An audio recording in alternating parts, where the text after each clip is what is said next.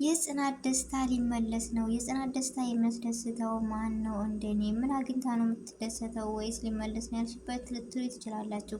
እስከ መጨረሻው ስሙት። ይህን ቪዲዮ እንዳያመልጣችሁ። የጽናት ደጋፊዎች፣ የጽናት አድናቂዎች እንኳን ደስ አላችሁ ስላችሁ በትልቅ ሰርፕራይዝ ነው።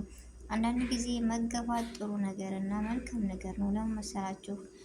ጽናት እንደምታዩት ብዙ ጊዜ አልቅሳ ተመታ ተገርፍጣ ነው ያለችው። ነገር ግን ዛሬ ላይ ድንገት አንዳንድ ጊዜ እኮ ለያስችል አይሰጥም ይባላል አንዳንድ እና እንዳልኳችሁ ስንት መከራ አሳልፋ በለቅሶ ሐዘን ዛሬ ግን የሚወዳት የሚያፈቅራት አሱ መጥቷል። እሷ ግን አታውቅም።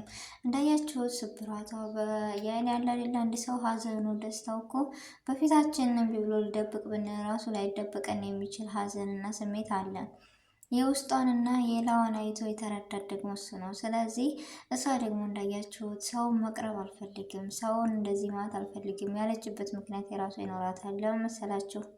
ይህንም ልለባቸው የቻልኩት አለ አይደለ? አንዳንድ ጊዜ ሰውን ቀርበ ነው ከልክ በላይ አምነ ነው ከልክ በላይ ወደ ነው መጨረሻ ላይ እንደዚህ አይነት ነገር ለእኛ ስብራት ሲሆንብን በጣም ከባድና በጣም የሆነ ብዬ ለመግለጽ ብቻ በጣም ከባድ ነው። ሰውን ሁሉ እንዳናምን፣ ሰውን ሁሉ እንዳንወድ፣ ሰውን ሁሉ በቃ እንድንርቅ የሚያደርገን ስሜት ይሰማናል እና እኔ አልፈርድባትም ነው የምለው በጽናት ብቻ ጽናት መጨረሻው እውነት የሁሉ ግፍና መከራ ስቃይ አልፎላት ደስተኛ ህይወት ትኖር ይሆን?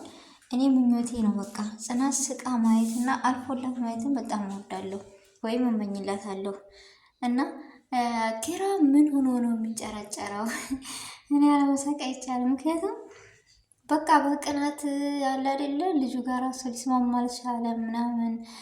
ልጁ ግን ትህትና የሆነውን ብዬ ልንገራቸው በቃ እምቢ ብሎ የሚወደድ ነው። ምክንያቱም በራሱ ኮንፊደንስ የሚወደድ እና የሚተማመን ልጅ ነው አለ አይደል? ኪራ ጋር ሊግባቡ አልቻሉም። ምሩ ስለምን ሄደች? እንዲሁም ናሆም በጣም ጥሩ ልጅ እና መልካም ልጅ ነው። እንዳያችሁ በጽናት ስበብ እንደዚህ ኪራ ጋር ተጣልቷል።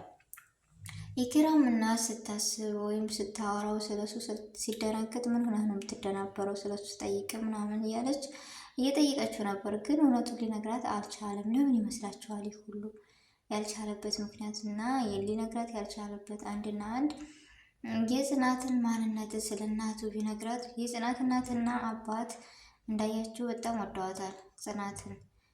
ቡና ሲጣፍጥ ምናምን እያለ አባቷ ራሱ ሲያሞግሳት ነበረ። ምክንያቱም ጽናት ትህትና ያላትና ባለሙያ ጎበዝ ቆንጅዬ ልጅ ነች። ባይወዷን ነበር የሚገርመኝ። ግንስ መጨረሻ ይህ ሁሉ ይፋ ይሆናል ወይስ አይሆንም?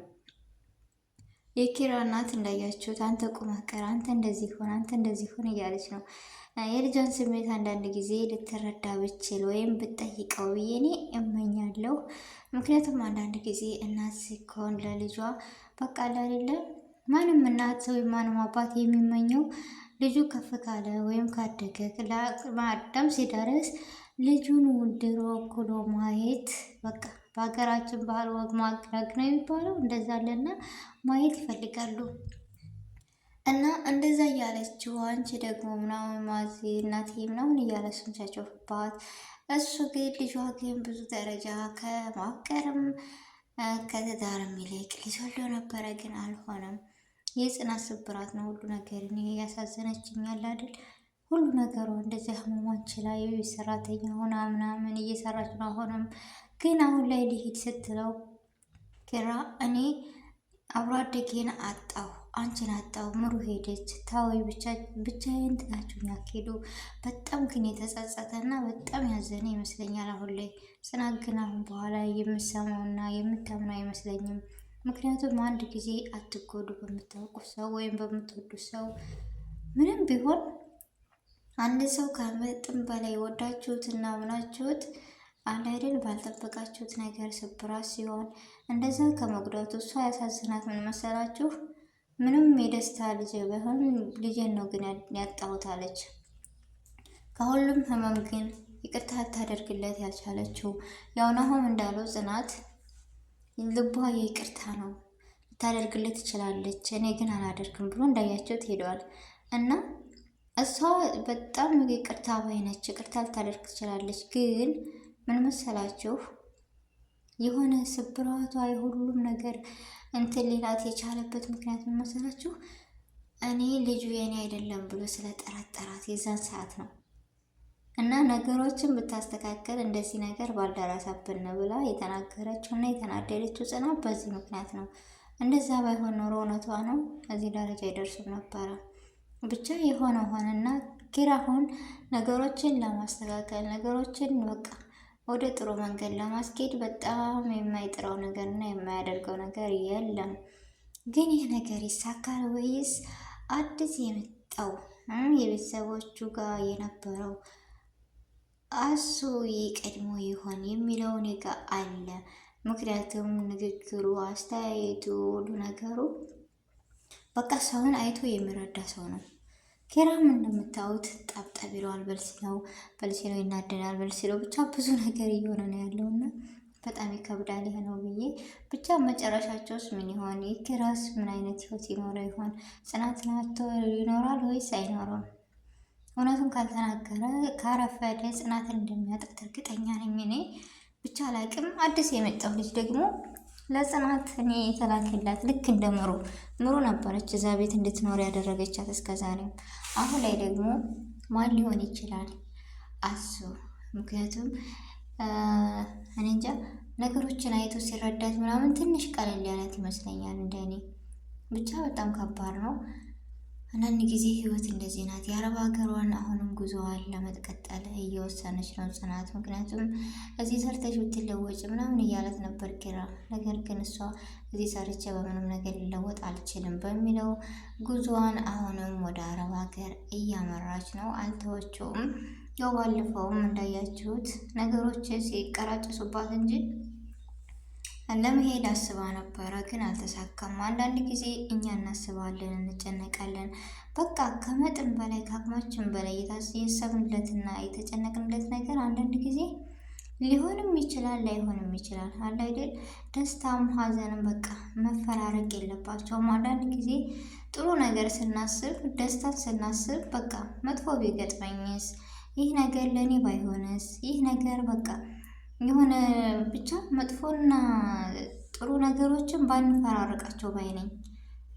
ያሰብነው ቀርቶ ያላሰብነው ነገር ድንገታዊ ስለሚከሰት የዛን ሰዓት ደግሞ እኛ የመጣውን ለመቀበል ዝግጁ ብንሆን የዚህን ያክል ልባችን ይሰበራል ወይም እንጎዳለን ብዬ አላስብም። የሆነ ነገር ስናስብ፣ የሆነ ነገር ስናልም፣ ስናቅድ የሆነ የሚያስደስተኝ ነገር ከሆነ ያ ነገር ደስታዬ እንዳለ ሆኖ መቆጣጠር ችዬ፣ ግን ይህ ነገር መጥፎ ቢገጥመኝስ ቢሰናከልስ ብዬ ሳስብ በቃ ራሴን ላጽናናና ራሴን አሳምኜ መገኘት አለብኝ። እንዳያቸዋት አሁን ጽናት ይህ ሁሉ ያጋጥመኛል ብላ አላሰበችም። ይህ ሁሉ ያጋጥመኛል ብላ በፍጹም አላለመችበትም።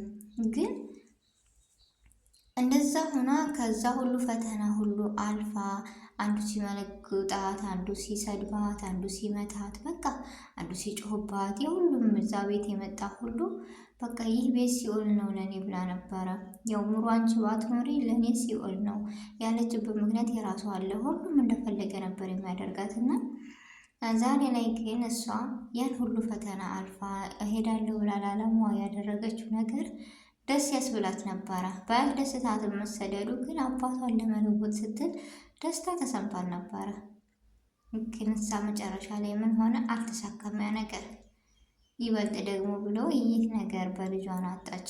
ግን በጣም ከባድ ነው እና ቤተሰቦች የምንላችሁ ፈልጌ መሰላችሁ አንድ ነገር ስናስብም ሆነ ስናልም ክፉና መጥፎውንና ጥሩውን በአንድ መያዝ አለብን። ለሁሉ ነገር ዝግጁ መሆን አለብን። በቃ እኛ ያሰብነው ሳይሆን በቃ አላህ ይህ ነገር ያገኛችኋል ብሎ ያ ነገር በፍጹም አያልፈንም። አያገኛችሁም ያለ ነገር ደግሞ አያገኘንም። ስለዚህ ለሁሉም ነገር ራሳችንን ዝግጁና ራሳችንን ጠንካራ ማድረግ ግድ ይለናል እና ጽናትን ያስተማረችኝ ይሄን ነው ብዬ አስባለሁ። ሁላችሁም ተወዱታላችሁ እና የዛሬው ቪዲዮ የዛሬው ቆይታ ይሄን ይመስል ነበረ። ውድ ቤተሰቦች በአዲስ ነገር በአዲስ ቪዲዮ እስከምንገናኝ ድረስ በያለንበት የዓለም ዳርቻ ሰላማችን ብዝት ይበል። ሁላችንም በዱዓ በጸሎት እንበርታ ለሀገራችንን ቪዲዮውን ከወደዳችሁት ላይክ፣ ሼር ማድረጋችሁን እንዳትረሱ። በኮሜንት ሀሳባችሁን ግለጹልኝ። አሰላሙ አሌይኩም ወረህመቱላሂ ወበረካቱሁ።